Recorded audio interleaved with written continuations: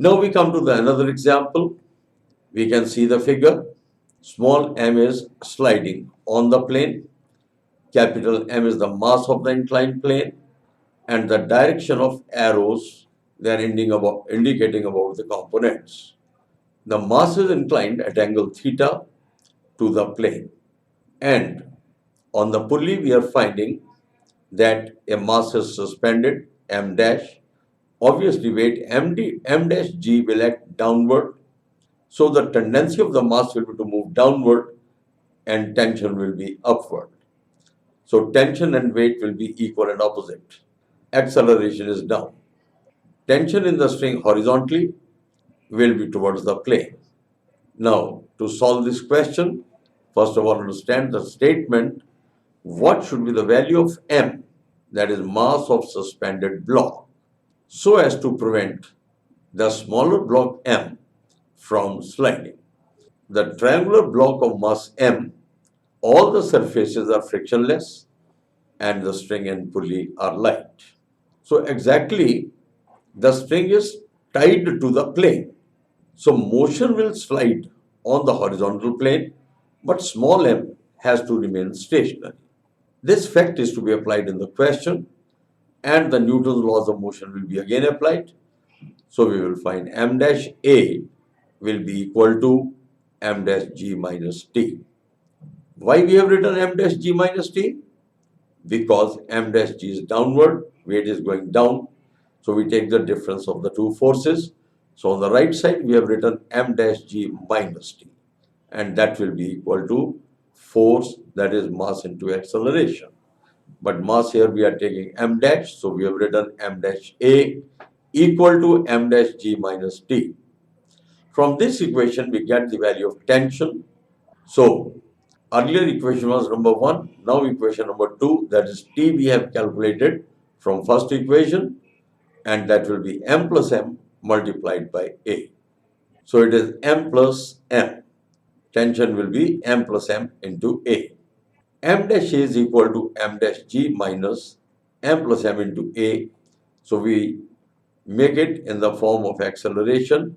That is, from the left side, m dash is taken out common, or otherwise we can say that m dash is cancelled off, or we can write the equation as A is equal to, now it will be m dash g minus m plus m into A, and finally it will be A into m dash plus m is equal to m dash g. From this equation we can get the value of acceleration as shown in equation number 3. A will be m dash g over m dash plus m plus m. The numerator will be the force. We have again applied second law of motion, that is acceleration is force over mass.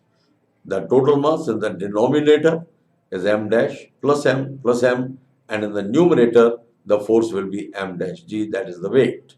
For the block having mass m not to slide, it is necessary that A cos theta must be equal to G sin theta. So what we do is that we have computed the value of A from equation number 3. So in the left side, we have written, for A we have written m dash G over m dash plus m multiplied by cos theta, and that is equal to G sin theta. Now we will find, if we wanted to make the function in terms of tangent theta, we can divide both sides by cos theta and we'll get our function in terms of tangent theta. But here m dash we have calculated, and m dash is calculated by dividing both sides by cos theta. So cos theta we have divided by cos theta. The right side function will become g tan theta, and then we will take m dash plus m in the numerator. So m dash can be written as m dash plus m into tan theta. Now from this equation, what we have done, we have taken m dash into 1 minus tan theta is equal to m plus m into tan theta. This is an algebraical equation, so some numbers we have taken towards the left and some numbers will remain towards the right. And from this equation, we get the value of m dash. We got it. And then we have divided numerator and denominator by tangent theta. So from the numerator, tan theta will eliminate and we will get simply m plus m. And in the denominator, when 1 is divided by tan theta, it will become cot theta. And tan theta over tan theta will be 1. So denominator we have written as cot theta minus 1. So our net function of m dash will be m plus m over cot theta minus 1. So it is clear from the figure for this calculation, that is g and minus a cos theta are in opposite directions, and a and g is horizontal and g is vertical to the plane, and angle of inclination is theta.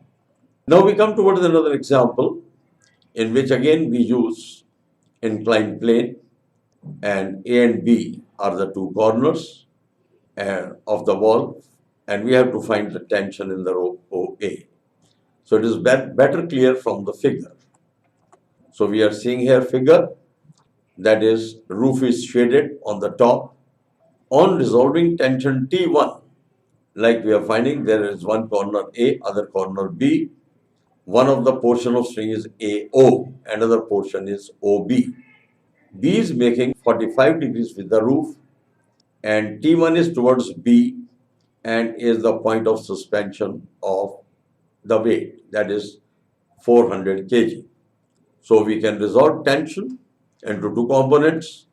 The horizontal component, that will be in terms of sine theta, and the vertical component will be in terms of cos theta. So we have resolved T1, and the two components will become T1 sine 45 equal to mg, and for that we have put 400 into g. Mg is the mass. So mass is 400 and g is acceleration due to gravity. And T cos 45 will be equal to T2. Cos 45 and sine 45 can be replaced by root 2. So it is 1 over root 2. Or otherwise, we can divide the numbers and we make the subject of equation as tangent 45. So it is tangent 45 is equal to 400 g over T2, and T2 is calculated to be 400 g, that is 400 kilogram weight.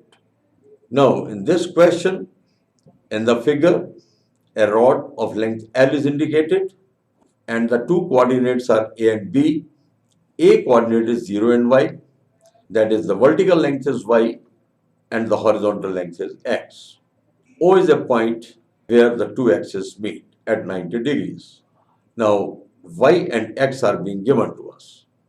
So the rod AB, as shown in the figure, has length L, and that is given 13 meters, rests on two perpendicular surfaces as shown in the figure, and starts sliding at a particular time, and B is at 12 meters from the vertical surface, and its velocity is 10 meters per second. What is the velocity of A at this time? So we have to get the velocity A with respect to B. Now, in order to solve this question, there is a triangle. Obviously, we have to differentiate certain functions. So the length of the rod is L at an instant of time. The coordinates of A and B are 0, y and x0. According to the Pythagoras theorem, the square of the length will be equal to the square of y and x. So L square is equal to x square plus y square.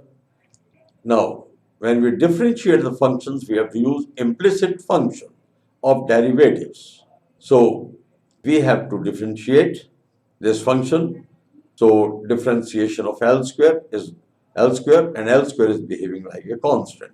So differentiation of a constant is 0. On the left side, we have written 0. When we differentiate x square, that is, we are differentiating with respect to t. So in the denominator, we have write dt. So we are taking dx over dt for the right side. So it will become 2x into dx over dt. And when we take the derivative of y square, it will be 2y dy by dt. Here we have used the concept of implicit functions, that is of two variables. Now, we will calculate dy over dt, and we will find dy over dt. So dy over dt will be minus x over y dx over dt by differentiating with respect to time. And from this function, we will know that dy over dt is VA, whereas dx over dt is VB. Now we have to find VA. So we take the concept that is in the above equation of dy over dt, dx over dt is replaced by VB. So we have written minus x over y into VB. Or VB is given to us 10 meters per second, x is given to us 12, y is given to us 5 according to the coordinates. So VA we will calculate from the triangle, which is estimated to be minus 24 meters per second negative. Negative sign indicates that velocity VA is downwards.